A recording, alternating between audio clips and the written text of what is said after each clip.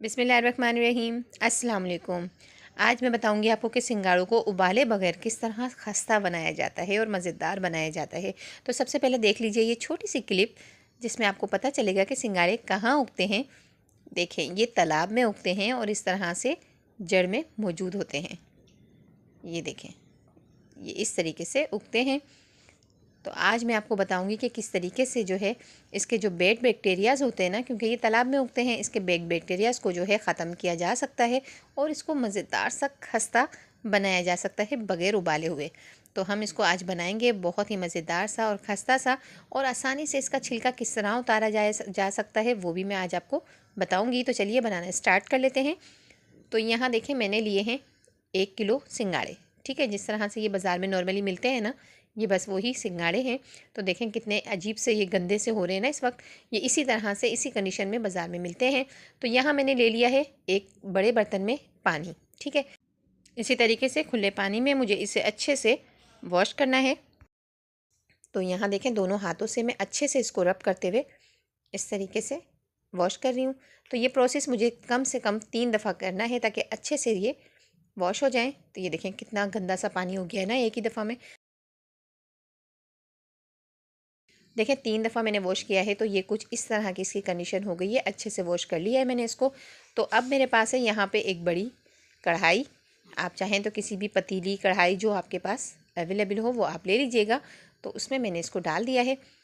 अब मैं इसमें डालूँगी आधा गिलास पानी। सिर्फ इतना ही पानी डालना है क्योंकि हमें इसे उबालना नहीं है, स्टीम में तैयार करना है। अब यहाँ इसमें मैं डाल रही हूँ आधा नींबू का रस। इससे क्या होगा कि इसके जो बैड बैक्टीरियाज़ है ना वो बिल्कुल ख़त्म हो जाएंगे। और आप देखिएगा कि इसकी जो स्किन है ना, ये जो ऊपर का कवर इसका छिलका, वो इतनी आसानी के साथ सॉफ्ट होकर उतरेगा। बस इसको अच्छे से कर रही हूँ मैं इस तरीके से मिक्स, और इसको कवर कर दूँगी। अभी थोड़ा मैं तेज़ रखूँगी फ्लेम को, और फिर उसके बाद 5 मिनट बाद मैं उसको बिल्कुल स्लो फ्लेम कर दूँगी, ताकि जब ये तिने से स्टीम बन जाएगी ना, फिर उसके बाद हम इसको स्लो कर देंगे और 10 मिनट्स के बाद ये बिल्कुल रेडी होंगे। तो मैंने इसको कर दिया है कवर। तकरीबन 5 मिनट्स हो चुके हैं। तो देखें स्टीम बिल्कुल बन चुकी है, आपको नज़र आ रही होगी। तो मैं अब इसकी कर देती हूँ फ्लेम बिल्कुल स्लो। ये देखें मैंने फ्लेम को कर दिया है बिल्कुल स्लो, और अब तकरीबन 10 मिनट से 12 मिनट तक इसको पकने दूँगी मैं। देखें 15 मिनट हो चुके हैं। तो मैंने यहाँ कवर उठाया है तो देखें इतनी अच्छी सी इसमें स्टीम बनी हुई थी, और ये बिल्कुल रेडी हो चुके होंगे बनकर। तो मैं इसको चेक भी कर लेती हूँ।